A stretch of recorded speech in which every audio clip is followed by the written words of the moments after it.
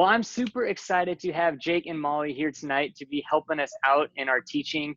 And so, Jake and Mollie, one thing before we jump in that we've been asking everyone is quickly just tell us how long you and your family have been a part of Lex City, and then tell us some fun random thing about you that we'll just be able to enjoy when we think of you. We'll know this random thing. So I'm Jake. It's kind of funny to me, but I haven't actually been going to Lex City officially in person for ever, like literally ever. But I've been doing Youth Online for probably about a month. However, I also went to, before Lex City, it was known as Quest, and I went there for pretty much, I would say, 10 to 13 years. So I know the area okay. One cool thing about me, I play music. So there's my Flying V bass guitar. I have an acoustic guitar right here. And then I have a bass guitar that my uncle made for me, in that case over there. And I also play a drop of harmonica and a little bit of drums. So yeah, if you didn't know, I'm heavily involved in music. There you go. I love it. If you had more arms, you could be a one-man band, but I am a one-man band already. Awesome. I love it. Mollie, what about you? How long have you been a part of our church? And then what's some fun thing about you? Okay, so my nephews actually have been a part of Lex City for who knows how long, and then I hopped on for a month, and then everything went online. So I've only been here for a month, so I'm relatively new.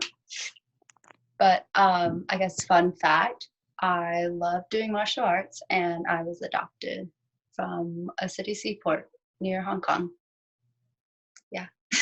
That's awesome. So cool. You guys are going to get to continue on kind of in our series that we've been doing called What to Do When You Don't Know What to Do. And we've been looking at the life of Joseph. And I'm sure as you guys are just finishing your senior year, you're probably in that situation of I don't even know what I'm going to do right now. And all these questions you guys have going on. And so where we left Joseph last week is he had his coat of many colors and he had his dream, and we saw how his actions kind of affected his family and how he really wasn't thinking about how his actions affect his family. And so we're going to continue on to that story, and that story gets a little bit crazy. So basically, he was kind of bragging about his rainbow coat that his father gave him, also Jacob, because he was his favorite. And so right after that, his brothers got jealous.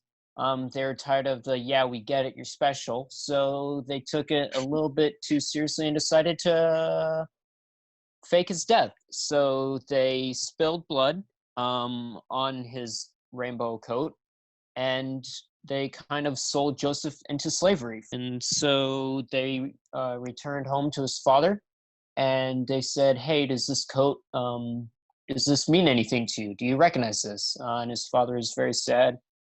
And he kind of wanted to mourn alone, where he's like, leave me be, let me just die. My favorite son is dead. So yeah, basically he is sold into slavery, and then he becomes some sort of manager, someone of high honor in Egypt, which was a powerful nation at the time. And he was second only to Pharaoh, which is the leader of Egypt. What are your guys' when you read that story, what are your initial thoughts that come through when you hear that? It isn't an easy story to read, but part of that is probably exactly why it's in there. So when you look in the future and there's people who also have really crazy families, they can look at this story and be like, okay, how did this person go through all this craziness? Their own brothers trying to originally, let's kill him, to let's sell him.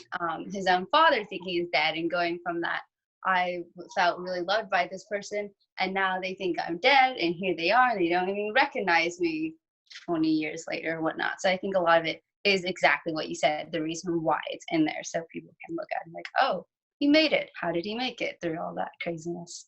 And so we have this story, and it's Joseph, and he gets sold, and then this chapter just ends there. It's like a cliffhanger. It's like one of those Netflix ones where it's credits are rolling, and next episode is in the bottom, and you're yes, I gotta keep going. Get ready for Joseph 2. Right, but it ends like this terrible like story. Like he's thrown in this pit, he's sold to the Egyptians, and they fake his death. And so that's how the chapter ends. But then in chapter 39, it starts with saying the Lord was with Joseph, and so he prospered and he lived in the house of his Egypt master. And so I think it's a great reminder, like you said, if you just keep reading on, after all It'll this get happens, better. the very next thing says the Lord was with Joseph. This time when he had no idea what he's supposed to do, the Lord was with him. What do you guys think about that? How is that encouraging, or how does that kind of help you think about things when you read a verse like that? I want to say yesterday, and I just started getting this feeling. I can't remember what I was feeling that was depressing before that, but just this idea of take heart, that type of deal. So I don't know if it's with seizures, with life, other things I just want, where it's like, I want a job, take heart, I want to be able to drive, take heart.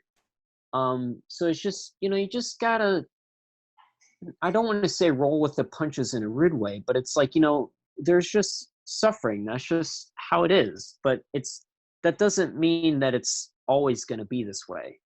Yes, there's suffering, but that doesn't mean that that's all there is to it. So you just gotta, you gotta read to the end of the book. You gotta read, you gotta watch the whole movie. You gotta paint the whole picture. Whatever you want to say.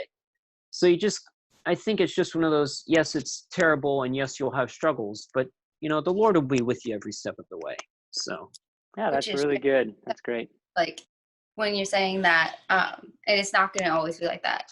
What makes it a lot greater, what I was thinking about, like the power of perspective, is if you're like in step with God, and if you have like that prayer time, just talking to God and being with God, it's going to be so much easier, because then you can like start to acknowledge a different perspective of your whole situation. So when Joseph was going through those crazy times of like, oh wow, now I'm in a dungeon instead of second command of all of this land, he, being like in step with God, was able to like just talk to him and be with him too, because God is always there. It's just whether or not we're acknowledging it. And sometimes that just takes like alone time. I know that's for me. Sometimes you just have to go to your own spot and just alone time and you have to think about it all, right?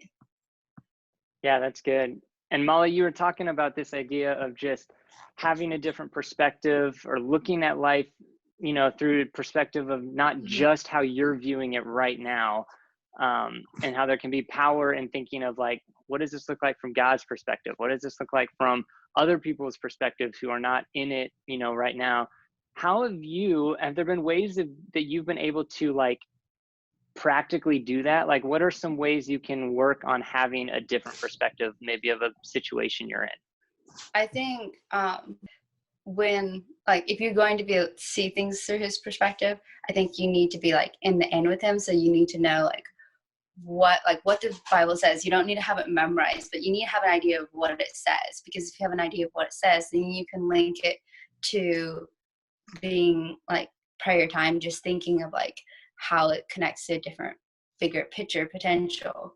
I guess I'll just give you an example of like something for me. I had a time recently where I didn't understand why one of my very best friends wasn't talking to me, and I had to think about it from a different perspective of like, what were you going through and what happened when he wasn't there? And I was able to realize that though this friend wasn't there, I got closer to a different best friend who was a strong Christian, which was really good to have during my crazy season.